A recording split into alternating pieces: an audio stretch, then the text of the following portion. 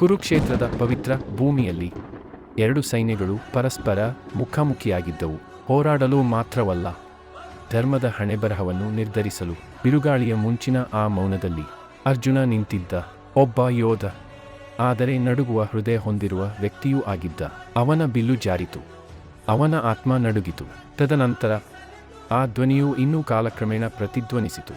ಕೃಷ್ಣ ಅವನಿಗೆ ಶಕ್ತಿಯನ್ನು ನೀಡಲಿ. ಅವನು ಅವನಿಗೆ ನೆನಪಿಸಿದನು, ಅವನು ನಿಜವಾಗಿಯೂ ಯಾರೆಂದು. ನಿನ್ನ ಕರ್ತವ್ಯ ಕಾರ್ಯನಿರ್ವಹಿಸಿ ಫಲಿತಾಂಶಕ್ಕೆ ಬದ್ಧನಾಗಿರಬಾರದು. ಆ ಒಂದು ಕ್ಷಣದಲ್ಲಿ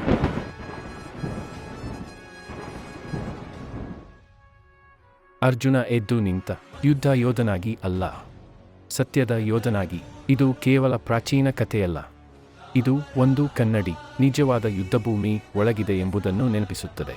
ಮತ್ತು ನೀವು ನಿಮ್ಮ ಕೃಷ್ಣನನ್ನು ಒಳಗೆ ಕಂಡುಕೊಂಡಾಗ ಯಾವುದೇ ಭಯವೂ ನಿಮ್ಮನ್ನು ತಡೆಹಿಡಿಯಲು ಸಾಧ್ಯವಿಲ್ಲ.